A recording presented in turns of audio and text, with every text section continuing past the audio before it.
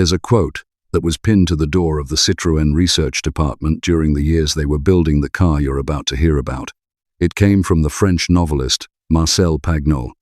Translated, it reads, "Everyone thought it was impossible, except one idiot who did not know it and did it."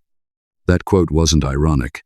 It was a battle cry, and the men who read it every single morning were building something that would one day be called the most beautiful car ever made. Not by some enthusiast's blog, by Classic and Sports Car magazine, after polling automotive experts across decades, the most beautiful car ever made.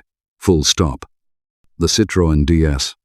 Now, before you think this is just another car story, stop. Because this is not a story about an automobile. This is a story about obsession, about bureaucratic fear, about what happens when a group of genuinely strange people are pointed at a blank piece of paper and told to create something that doesn't exist yet. It's a story about a sculptor who nearly got fired for being too radical, an engineer whose head was always somewhere in the clouds, and a car that saved the life of a president under a hail of gunfire on a suburban road outside Paris on a Tuesday evening in August 1962. If you've ever seen a Citroën DS in the flesh, even a photograph, you know there is something deeply unsettling about it, not in a bad way, in the way that certain things just shouldn't be possible. It doesn't look like a car from the 1950s. It doesn't look like a car from the 1960s either. Honestly, it barely looks like a car from the 1970s. It has this long, swooping body, a bonnet that slopes down like the nose of a jet aircraft, a roof that tapers toward the back like a raindrop frozen in mid-air. It sits low, it sits proud, and it looks like it belongs to a slightly better version of the world than the one it actually inhabited. When it was unveiled to the public on the 6th of October, 1955, at the Paris Motor Show, the reaction was unlike anything the automotive world had witnessed before or since. In the first 15 minutes after the show opened, 743 orders were placed. 743. By the end of that single day, one day 12,000 orders had been signed. And by the time the 10-day show had closed its doors, 80,000 people had committed to buying a car that most of them had never sat inside and would wait months or even years to receive. A record that, according to automotive historians, stood for over 60 years until the Tesla Model 3 pre-orders in 2017, and even then, those were placed online with a click. In 1955, every single one of those 80,000 orders was taken by hand, over the phone, or in person by a team of Citroën clerks who had to typewrite each one individually. That is the kind of impact we are talking about, and yet the car almost never existed at all. Let's go back to where this actually started, because the story of the DS doesn't begin in 1955. It begins almost 2 decades earlier, in the late 1930s, inside a company that was already in serious trouble. Citroën had filed for bankruptcy in 1934. The founder, André Citroën himself, died of stomach cancer in 1935, having watched his company being purchased by the powerful Michelin tire family.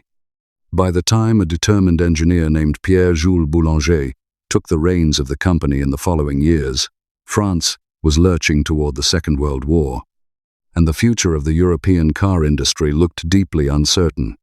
But Boulanger was not a man who thought about the present. He thought about what was next. And what he launched, quietly, in 1938, was a project he called the VGD, the Voiture à Grande Diffusion. In plain English, a mass-market car for a world that didn't exist yet, a car that would replace the aging traction Avant. A car that would be, in his exact words to his engineering team, more comfortable, more spacious, more aerodynamic, faster, and more beautiful, without weighing or costing more. And then he went further. He told his engineers he was not demanding a success rate of 10%. He wanted them to study everything, including, in his words, the impossible. The man he gave this mission to was André Lefebvre, an aeronautical engineer by training. A man who had worked under the legendary French aviation pioneer Gabriel Voisin, which meant he thought in curves, in airflow, in the behavior of objects moving through space at speed. Lefebvre was not interested in building what already existed. He had already co-created the traction Avant, which itself had been genuinely revolutionary, in 1934, the first mass-produced front-wheel drive car. But by the late 1930s, even he knew the traction was aging. He had something else entirely in his mind. And then the war came. The Nazi occupation of France brought all serious civilian development to a halt. Boulanger, quietly, stubbornly, resisted German demands. He slowed Citroen's production deliberately to avoid aiding the occupation. He kept the VGD project alive in the shadows, hidden from German oversight, with only a skeleton team aware it even existed. The prototypes and design documents were concealed. The project survived the occupation in a state of carefully maintained secrecy. In 1942, with the war still raging, something happened that would change the whole technical direction of the project. Boulanger encountered the work of a junior engineer named Paul Magès. Magès had been developing an idea for a completely new kind of suspension system, one that used pressurized hydraulic fluid instead of conventional springs, self-adjusting, self-leveling, 9. A system that could raise or lower the car's ride height depending on the road surface, the load it was carrying, or a manual setting by the driver. Most of the engineers on the team thought it was too complicated, too expensive, too risky to put into a mass-market car. Boulanger, characteristically, disagreed. He put Magès directly onto the VGD team, and the hydropneumatic suspension that would one day be described as a magic carpet ride and would one day save a president's life was born. But the hardest part of this story is still ahead, because Boulanger would never live to see it finished. Pierre-Jules Boulanger died in 1950, killed in a road accident while driving a Citroën traction Avant, the very car his new project was supposed to replace. There is something almost unbearable about that detail. The man who launched the DS never saw it. The man who told his team to study the impossible died before they could prove it was possible. His successor, Pierre Berco, took over the project. And this is where the story becomes genuinely remarkable. Because rather than scaling back the ambition, rather than making it safer, cheaper, easier to build, Berco and Lefebvre decided to go further. Lefebvre reportedly told the new leadership that this was an opportunity to create a car that would be as far ahead of its time as the traction Avant had been in 1934. Not a successor, a leap. Now enter Flaminio Bertoni. If you've never heard that name, pay attention, because this man is one of the most extraordinary figures in the entire history of industrial design, and almost nobody outside the world of classic cars knows who he was. Bertoni was born in 1903 in Varese, in northern Italy. He was not a trained automotive engineer. He was a sculptor, a painter, a man who thought about form the way a musician thinks about melody, intuitively, viscerally, with the whole body. He came to Paris in 1931, drawn by the city's reputation as the center of modern design. He walked into Citroën in 1932, was handed a technical drawing of a door handle as a test, and rather than copy what was on the page, sculpted his own version from scratch on the spot. They hired him immediately. It was Bertoni who, for the first time in automotive history, used three-dimensional clay modeling to design a car body, a practice that is now standard across every major manufacturer in the world. He brought the sensibility of a sculptor to an industry that was still largely thinking in flat technical drawings. When Lefebvre described his vision for the VGD aerodynamic, low, teardrop-shaped, unlike anything on the road, Bertoni heard it as a creative mandate. He had been thinking about this shape for years. He worked on the body of the DS through the late 1940s and into the early 1950s, often at night, often in isolation, reworking curves that most people couldn't see the point of. The result was a body with no conventional flat surfaces. Every panel flowed into the next. The roof, the doors, the bonnet, all one continuous sculpted form. The car also dispensed with a traditional front grille in any meaningful sense. It had a detachable fiberglass roof panel. The spare wheel was hidden inside the bonnet. The dashboard was unlike anything in any other car. Even the design of the steering wheel, a single central spoke, was so unconventional that some people initially couldn't tell which bit they were supposed to hold. And the suspension, that extraordinary suspension, developed by Paul Magès, meant that when you drove a DS, you didn't feel the road in the way you felt it in any other car. You floated. The car adjusted itself, hit a pothole at speed, and the hydraulic system absorbed it before your body had time to react. Drive over rough ground, and the car would raise itself.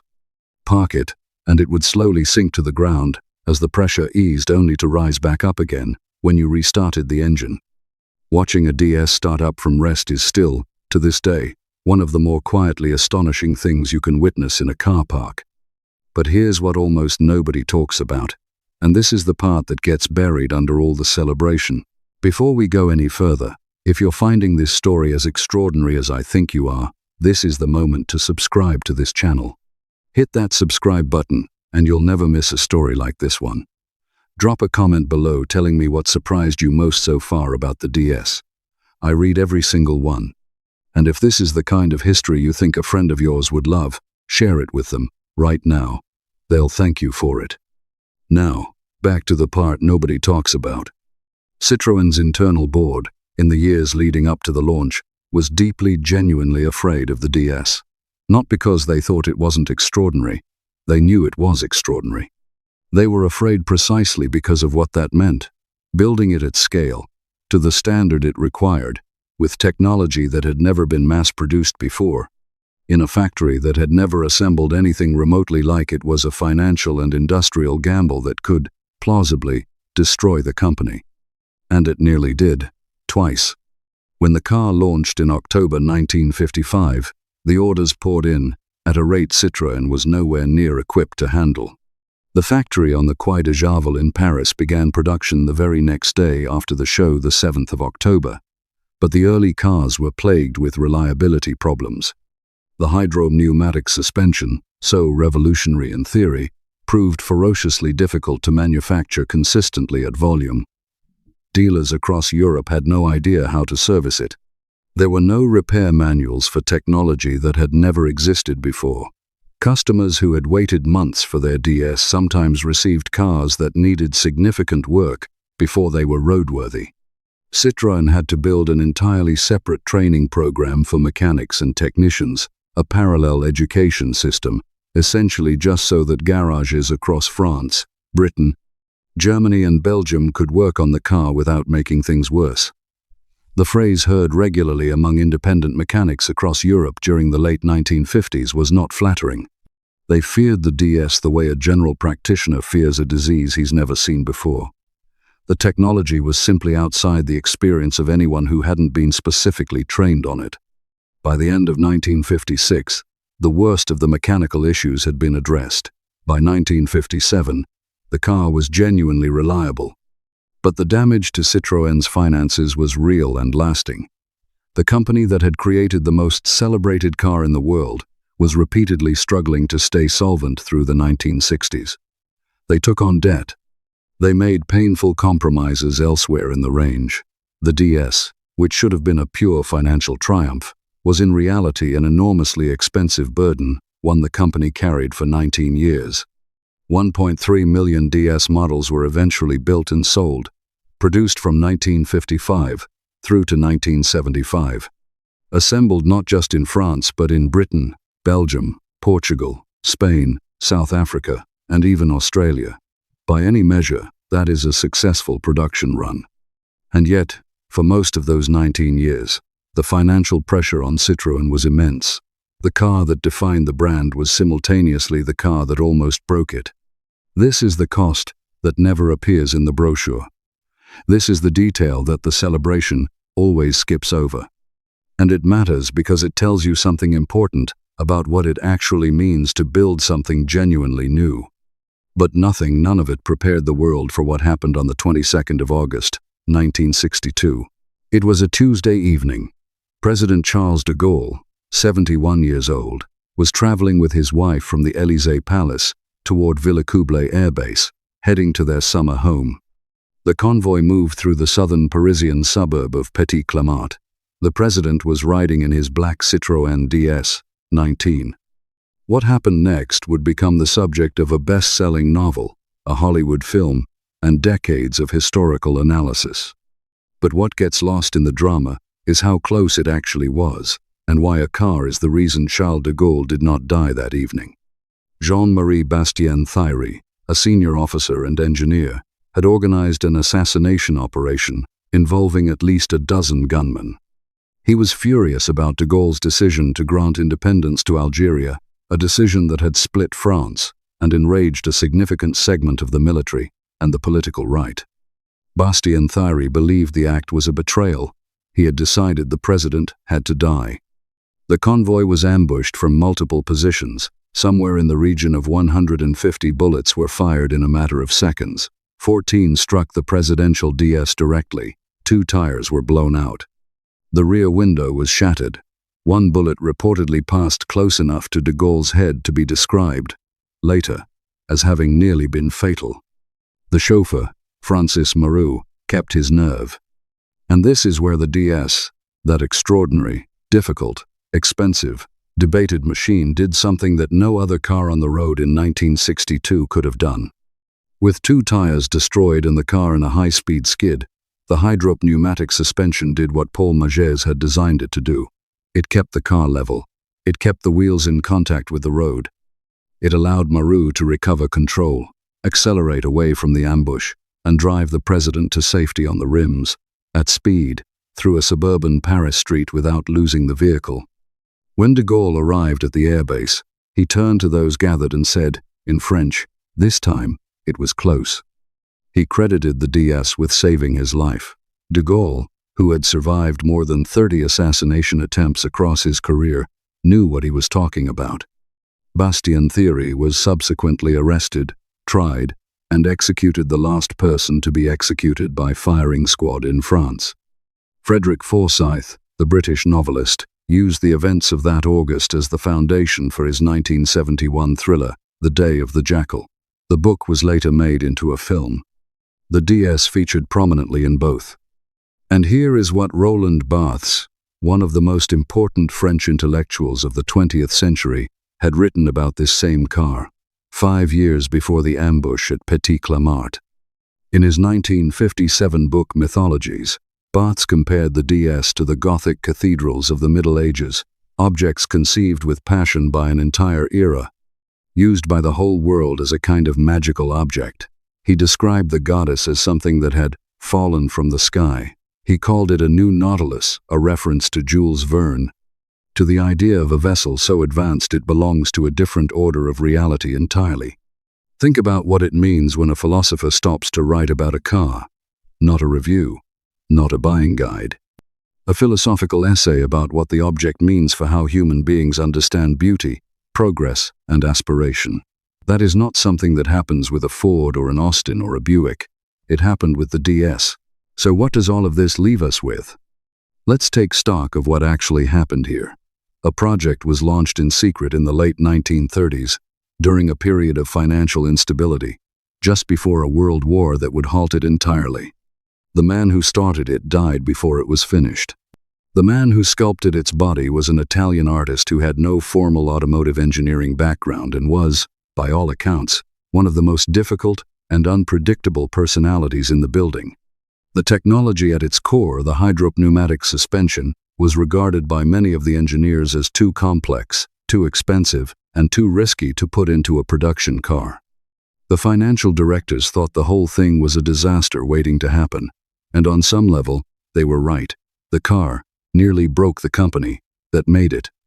And yet, 743 orders in the first 15 minutes, 12,000 by the end of the first day, 80,000 by the close of the 10-day show.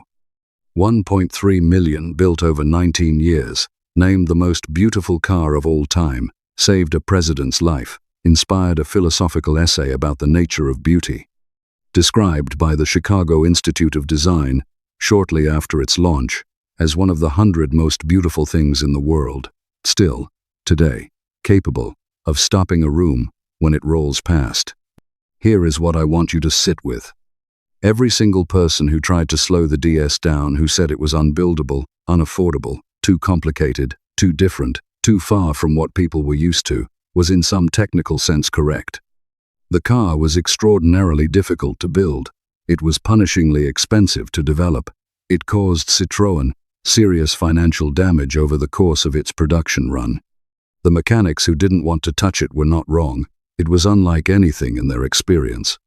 But none of that is what history remembers.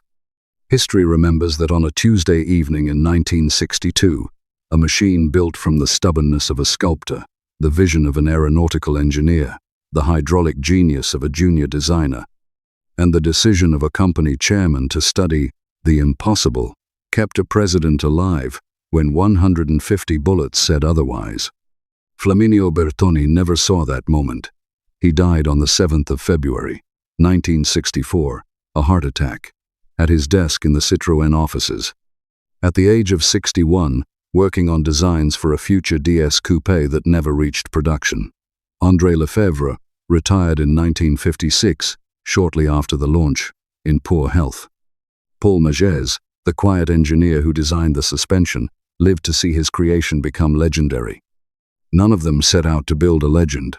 They set out to build the best possible car they could imagine. The legend was a consequence.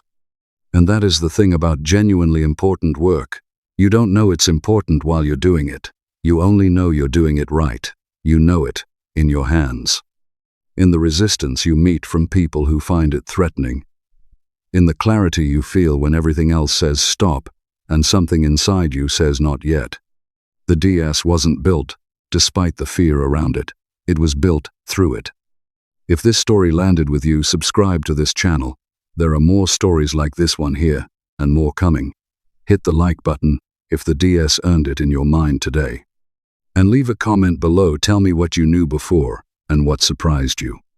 If you've got a friend who loves cars, or history, or simply great stories about people who refuse to stop, send this to them. It costs you nothing, and it might make their day. The goddess deserved better than to be forgotten. And now you know why she wasn't.